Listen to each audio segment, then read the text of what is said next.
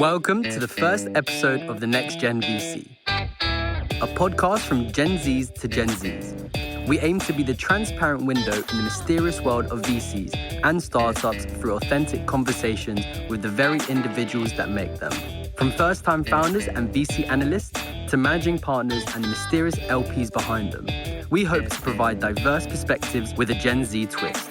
We are not afraid to ignite debate, as we're here to answer your burning questions simply because we have the very same ones. If you enjoy our content, do support us by hitting the subscribe button and give us a follow on LinkedIn, Twitter, and Instagram at NextGenVCPod for updates on the latest episodes. We'd also love to hear your suggestions on guests and topics you want to hear about. So feel free to get in touch with us on any of our social media platforms, linked in the description box down below. For our very first episode, we're excited to be joined by Michelangelo. Michelangelo is an early-stage investor at Stride VC, who's invested in the likes of Kazoo, Zephyr, and Unibuddy. Before Stride, Michelangelo interned at PayPal and Wayra, Telefonica's accelerator, and was also a student partner at Entrepreneur First. With his contagious energy and love for acting, Michelangelo is one of the very few people we know that broke into VC straight out of university.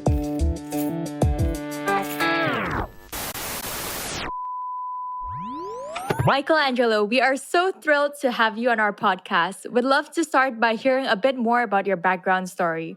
What was life as Michelangelo like before you dived into the world of venture? Hello, I'm super happy to be here. Thank you so much for having me. I come from a really small town north of Italy, actually on the verge of Switzerland. So I grew up essentially in Switzerland, going to school in Switzerland. So I'm supposed to be able to speak 4 languages, but that's definitely not the case. I lost my German and French, unfortunately. But I come from a family of musicians. My parents are classical musicians. So you can imagine that my way of rebelling myself is becoming a finance guy, which is a bit atypical. Usually it's the parents that are very structured and the son that goes away, or the daughter.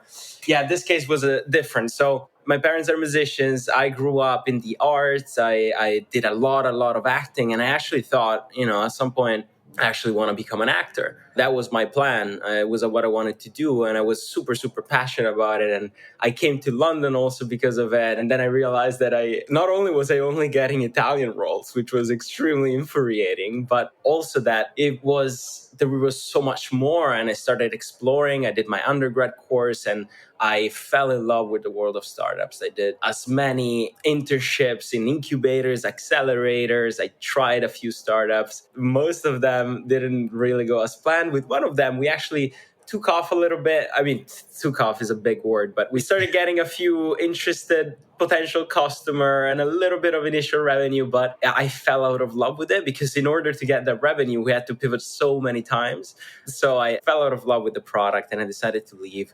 I also had a podcast, which is called Almost Founders, where we were interviewing really experienced entrepreneurs and senior in the industry and trying to break down the simplest topics for aspiring student entrepreneurs. And so I did that for a while. And on one of the podcasts, I got to interview Fred Destin, which is the founder of Stride VC. So you can imagine the jump to Stride, how it happened. So I interviewed with him.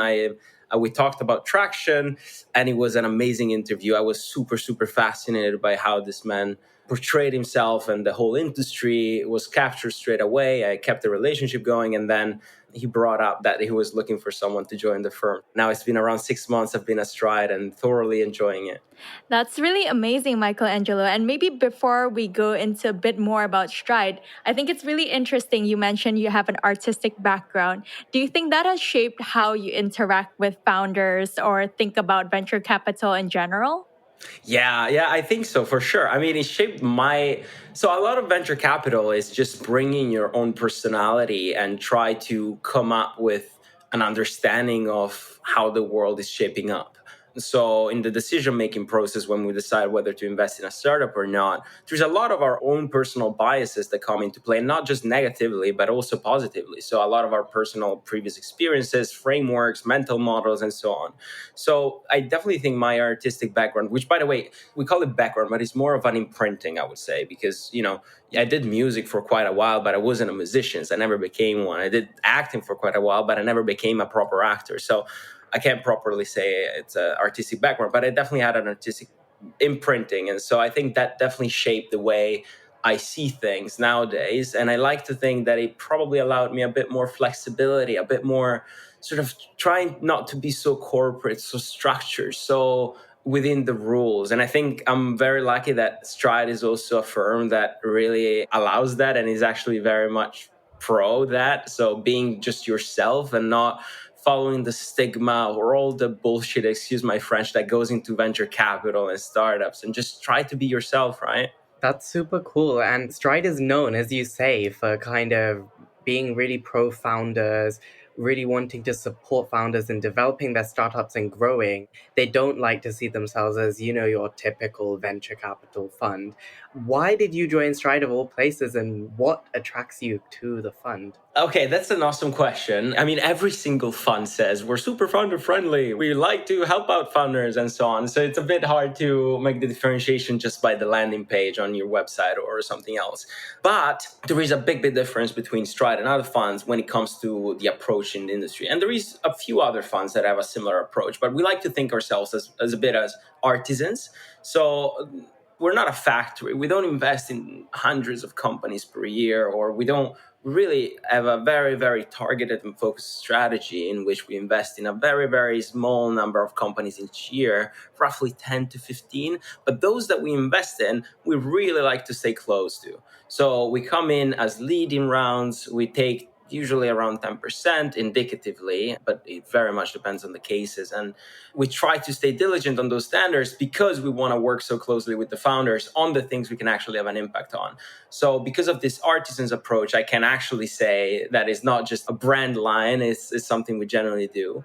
I think that really attracted me to Stride. The fact that I had an environment where I can not only learn because of the panic that is going on and the fact that you got to invest and you got to be fast and everything, but I get a chance to dig deeper into the real thorough frameworks of how companies operate and how businesses are built. So not only looking how to get 100 startups to 10, but how to get from 10 to one startup.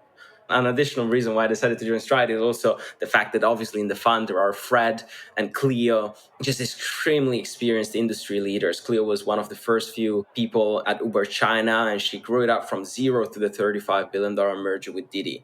She's a great operator and partner now at Stride. And Fred is a senior in the industry, worked all of his life at Excel and did amazing investments in Deliveroo, Zoopla, PillPack, and now also with Stride Kazoo. So getting the chance to work with these symbolic people was not something I really wanted to give up. Now, that's a great point, actually, Michelangelo. And I wanted to ask you, for someone who's looking for a job in VC, how do you decide exactly which fund you want to join? I mean, there's a great point about, like what you said, looking at who the leaders are. But as you mentioned, their websites sometimes can be quite similar. You can't really tell whether they're founder first, whether they have certain investment philosophies or team culture that you like. What is sort of the best way for someone outside looking in to decide that? Okay, that's a super smart question. The problem with this industry is that there is a massive lack of transparency. And I think this is probably the most pressing issue. So I can understand why someone coming from the outside can see things that are extremely uncertain. You don't really understand what's going on behind the scene. What I really recommend doing is dig deeper. So try to, yes, start broad, start to, make a list of funds that exist and blah, blah, blah. But then start digging deeper. So go look at the Twitter profiles of the partners. Go look at what they've written on Medium. Go listen to them talk and speak and how they actually think, and try to make up your own mind. Don't just take their word for it, because their word would be just marketing, right? Most of the times. And it's not what you want to rely upon. So venture capitalists have a job, and part of the job is to increase as much as possible the number of startups that they see. And in order to do that, a lot of venture capitalists choose to do interviews just like me right now, or choose to write Medium posts, or choose to, be very public on Twitter. Twitter is actually a super powerful tool. So in my opinion, the best way is to cut the chase and just go directly to the partners or the influential people within the company and properly understand the reasoning behind the investments and so on. Obviously, without talking about industry filters and so on. First thing first, you got to understand what you want to do: early stage, later stage, big investments, small investments, what type of investments, how many, in what sector. All of these are very, very valuable questions, but do not forget to dig deeper. On early and later stages, actually, do you think it's important for someone who wants to get into VC to know exactly which one they want to do? And perhaps, do you know if the role itself varies a lot, as well as whether the skills between one station to another is transferable? Yeah, I think they're definitely transferable, but they're extremely different. I think some of the skills you're going to be able to take along, especially there is a big, big number of investment bankers or XIB professionals who decide to make the jump to venture capital. And most of them will be able to transfer their skills into later stage investments because it's much more quantitative and data driven. And so you're able to put into practice all the modeling skills and Excel skills and data analysis skills that you've acquired by being in IB. But also my colleague Pietro, which is awesome, is my boss. He started his career in IB and he keeps saying that it was actually super, super helpful to him because he got him to be able to become a machine. When he has to go through 200 emails and he has only a limited amount of time, he gets in machine mode. And I think that's something he believes he acquired throughout his IB years. So definitely a bunch of transferable skills, but they're very, very different disciplines. Early stage is my passion because you get a chance to forget about the numbers, to forget for a little while about all the noise and try to identify the meaningful signal. And so you utilize much more human connection. You try to understand how the mechanics and the vision and the whole story actually works. It's much more about narrative. It's much more about what's this person like? Is the person going to be able to create something incredible? How is the unlimited potential here? When a business is already established, it loses part of that magic for me. Then it's definitely more interesting for other. But I'm in love with early stage investing and it's what I want to do. Not everybody has their preferences and ultimately there is no right answer. But yeah, I hope that answers it.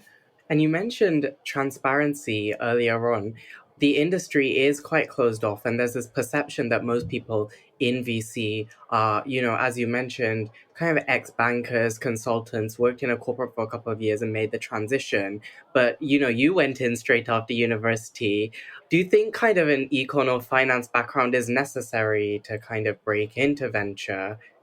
No, I don't think it's necessary to break into venture. I think it's probably helpful for your interview, though, in the sense that they'll have a case study and they'll probably bombard you with a lot of data, even though you apply for an early stage investment role. That's what they did with me. They bombarded me with a bunch of sheets and tried to figure it out. Is this a good investment or not? But ultimately, on the day-to-day job, it's not that relevant. It's one of the signals you look at. It's one of the things you try to understand and analyze. But in most cases, it's definitely not a necessary. I wouldn't say it's necessary. I would say it's a helpful addition. It's a helpful asset.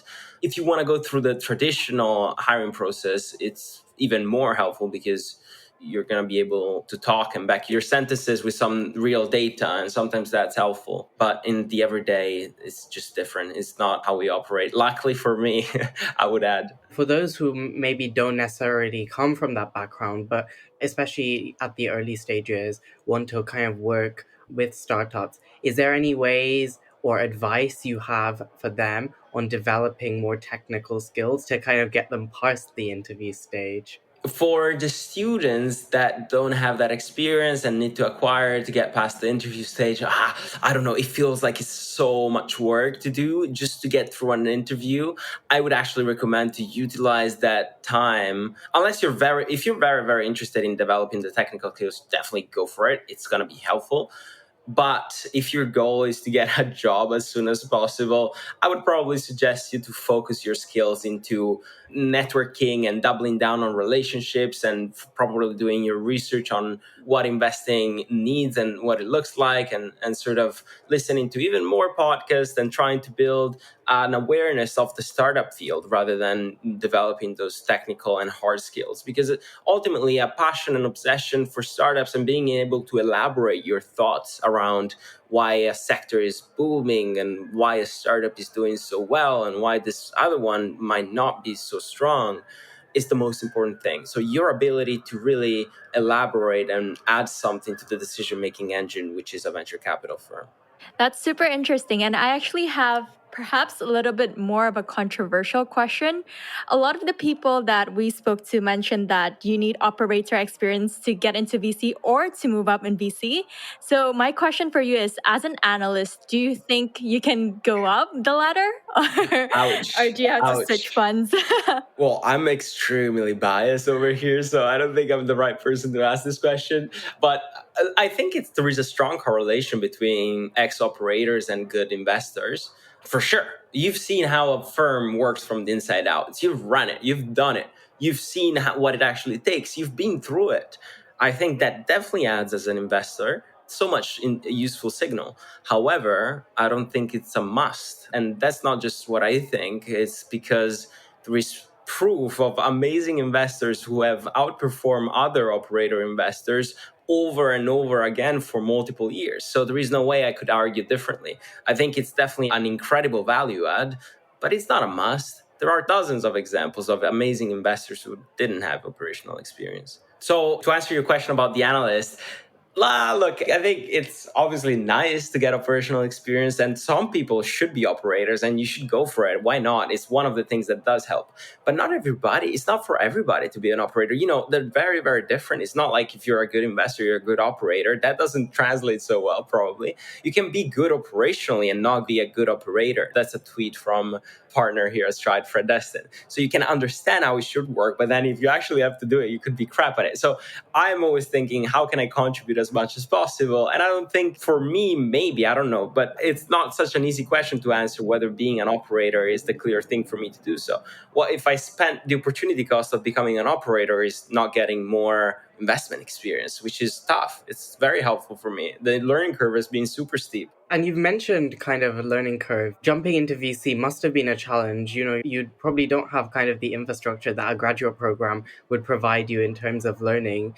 What's been your biggest challenge so far, and how have you kind of overcome it? My biggest challenge. So many challenges. If I had to identify one, it would be also probably one of the most positive aspects of this job, which is as a VC, sure, you work for a VC fund, but you are yourself. Like you are your own VC. You have to build yourself. You have to understand your own metrics. You have to understand your own models. Sure, you can take advantage of being close to some industry leaders and understand from them how to build those models, but you have to source your own deals. You have to get out there and build your own brand. You have to talk to the founders, and ultimately other people can't do that for you. So you work with a firm, but while working for a firm and with the firm, you're also yourself all the time and your own VC. So being a venture capitalist, even though you may be an analyst, associate, or whatever, you essentially are doing the big work, and you're doing that alone. So that's the biggest challenge. Becoming your own venture capitalist straight away, as soon as it's like throwing a kid that needs to learn how to swim directly into the pool and then say, yeah, go for it, swim, because it's such an individualistic journey. Obviously, I'm extremely thankful to my team.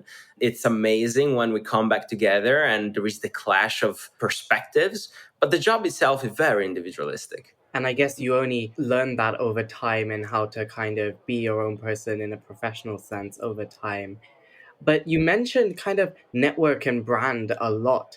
And a lot of people say that network is one of the most important things in VC. It's a pretty small industry. And for students wanting to get in, do you have any advice on how to build your network as a student from the outside and kind of speak to people who seem to be, on this high pedestal and seem to be amazing, and you don't know how to kind of really engage with them and build strong and meaningful relationships with people in the industry, which could, in the long run, help you? Of course.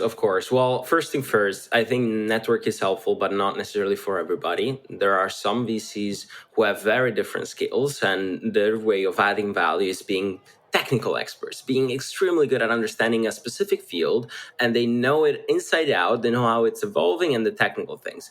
they don't necessarily need to waste time on network. They should be studying their fields and talking to the founders there and asking the really hard questions. And I have incredible amounts of respect for that. So I wouldn't say it's a must to have a strong network. I think it's definitely helpful for other types of VC, more like me and a few others. And those are also the ones you hear about most because they're the ones that are speaking louder. But it's a bit of a biased conclusion to just say, yeah, you necessarily need network because, yeah, you only hear about those that actually do have the network. But that's a fallacy. It's not true.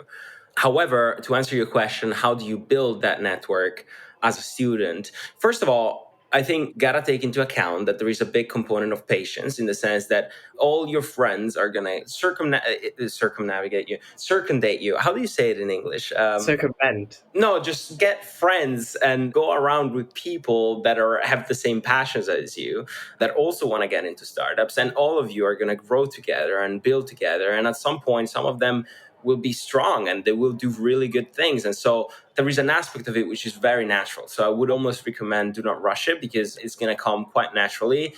But definitely be aware of the people that you're hanging out with. For me, it was a big switch when I started going to brunches. I started going to events of student organizations and some smaller bubbles of people that think alike me sort of created naturally. And those were then the same people who now work at other VC funds or are starting amazing startup. My first investment that I led at Stride actually came from a community of people that meets up every other week, and we had brunches together, and that's a student organization. So as you can see, like the network comes naturally, and it starts from your friends. So I wouldn't don't necessarily go on LinkedIn and try to post. I mean, that's definitely helpful, and if it's your thing, you should definitely do it.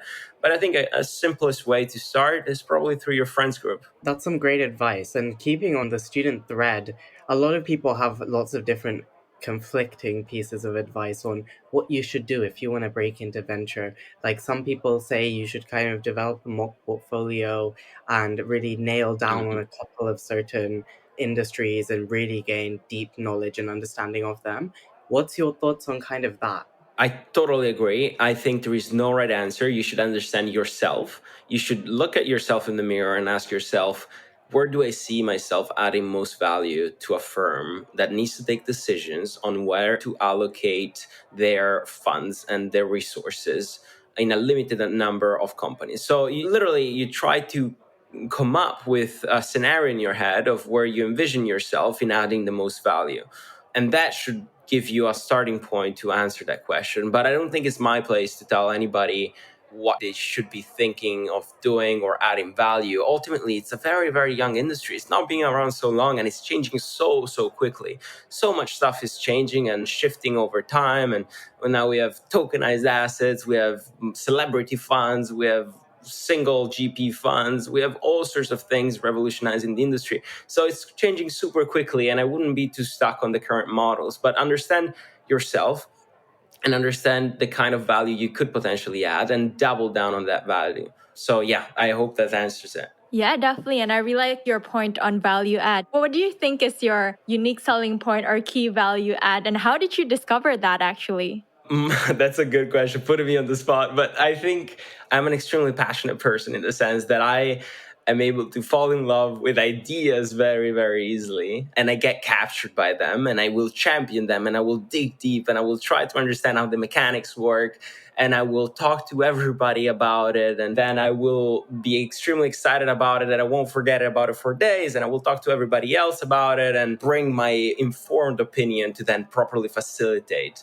I'm also very, very happy to always talk to people. And I'm very curious overall to interact and so on. So I think part of my value add is probably aligned with the very extrovert VC who tries to get out there and source deals and talk to people and build long-term relationships, and then gets excited extremely easily and digs deep into what seems exciting. I'm lucky to have an element of good understanding of other people because of my acting background. That definitely got me to a level where I think I'm more interested into learning more about a person, and I try to allocate my resources so I'm able to do that. So during the call, I will actively try to understand what is this person thinking about actually, what is this conveying. I will not just forget about it and think about the business. A lot of my questions are actually try to understand what's going on behind the person's thoughts. And so, yeah, those three things I think are my main value add. And how did I discover them?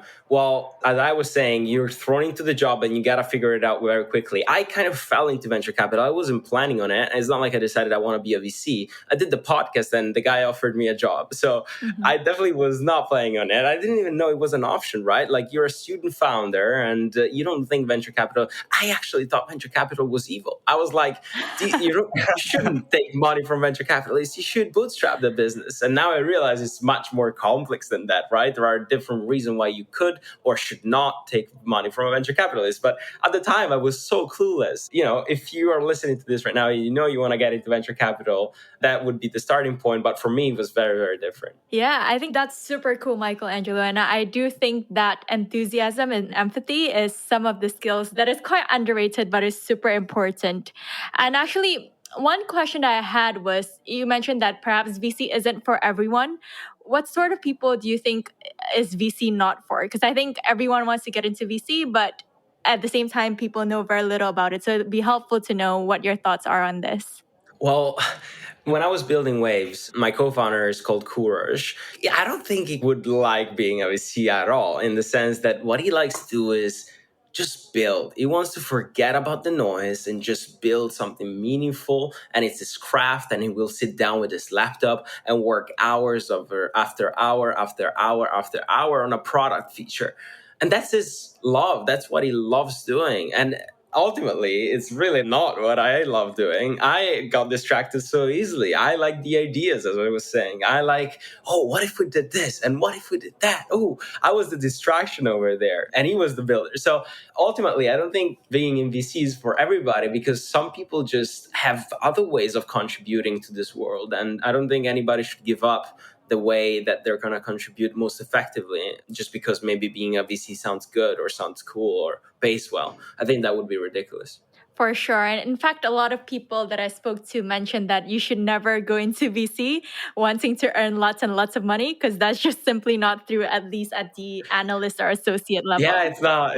That's another fallacy. I can complain. But one thing I will say, though, it's that most VCs that I regard as really, really good VC and smart people and I really like in the industry, and actually it's a great, great portion, I think they actually are really not in it for the money. I think most VCs over here that I really like are in it because they're passionate about this, and they're VCs just because they know that they wouldn't be incredible founders, or they just love being VCs because they get to see so much different stuff.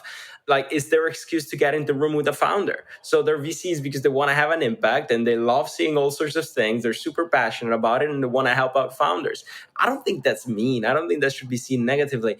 So, yeah, I mean, I will say that I think there is a bigger proportion of VCs that do it not because of the money, but because they generally like it. It's an interesting job. And it definitely sounds interesting and exciting, as you said. You said you'd like to drill down into the excitement. Is there any tech that you're really excited about or that you've been looking at recently that you want to share with our listeners? Well, more than tech, I would say there is the vertical of future of entertainment. Because of my background and because of what I come from, it's extremely exciting when I get some crazy ideas of how the world of entertainment could evolve, of how, gaming could evolve, of how movies and podcasting can mix, or now I'm saying random words, but you know what I mean, the really, really bold ideas of how human experience will shift in the digital world, especially with a focus on entertainment.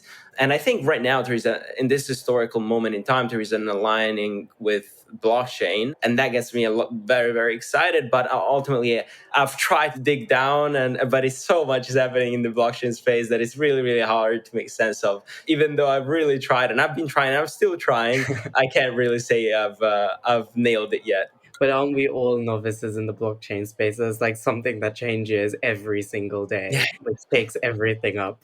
But before we move on to kind of the quick fire round, I wanted to ask one last question, which was, what would be your biggest piece of advice for someone who wants to get into venture, if you could say that to them? I'm gonna take someone else's piece of advice over here. This is not genuine. I'm repeating something, but I truly believe in it. And it would be listen to less advice. There's so much noise out there. There's so much stuff. So just don't take everything as true. Just listen to less advice and sit with yourself and think about think yourself through how you can get there and then come up with a plan. I think that's much more valuable than constantly listening to the noise. There's so much. So a bit of silence, I think, could be helpful. VCs love speaking. Oh, yes, we do. Awesome. So now we go into the quick fire round where we basically have 20 to 30 seconds to answer each question. Are you ready, Michelangelo? I'm extremely nervous. I panic with these kind of things, but let's do it. I'm ready. Go. Let's start maybe with your expertise then. As a movie and art expert, what is one movie that everyone must watch? I love Dogman. It's an Italian movie. It's incredible. And it's a movie about the normality that becomes absurdity. So living an extremely normal life. And this character goes from being Mr. Nobody to becoming an absolute tragic novel on how everything unveils and everything goes downhill. So it's an incredible movie. You should watch it in Italian. If you're not Italian, use subtitles. It's amazing. That's super cool. So if you could live in any city in the world apart from London, where would it be? I would go to LA because I love the warmth. I think it's a magical place. And I've had this thing in my head since I was super young. I think it must be correlated to the acting thing.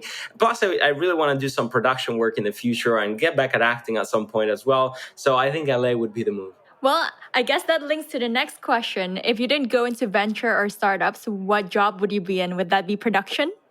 No, that would be acting. I would do acting right now. Probably be a failed actor, but I would at least be trying. That would be cool. And what is your go-to drink in the mornings? Vodka. No, in the morning. Well, depends how early. Go to drink in the morning. I try to fast, actually. I think it actually works much better. So I will say water. I break my fast with water. And perhaps one last one. What is your favorite resource, podcast, books, or newsletters to learn about VC? This podcast right here is the best research that is available. No, that I constantly listen to. There is a bunch of podcasts. I will say, look, when I was doing my research, I have to mention 20VC. When I was doing my research, learning about Stride, I had to understand who built it. You know, Harry Stebbings and Fred Destin, what the reasoning was, what they were thinking, and sort of their mentality. So I will say 20VC is the podcast to go to when you're trying to get a grasp of the industry, especially if you want to join Stride. So in my case, definitely. Well, thank you so much for coming onto the podcast today. We found everything you said so interesting and insightful, and hopefully our listeners did too. Thank you for listening to this week's episode of The Next Gen VC, a podcast from Gen Z to Gen Z. If you enjoy our content, do support us by hitting the subscribe button and give us a follow on LinkedIn, Twitter, and Instagram at Next Gen VC Pod for updates on the latest episodes. We'd also love to hear your suggestions on guests and topics you want to hear about. So feel free to get in touch with us on any of our social media platforms, linked in the description box down below.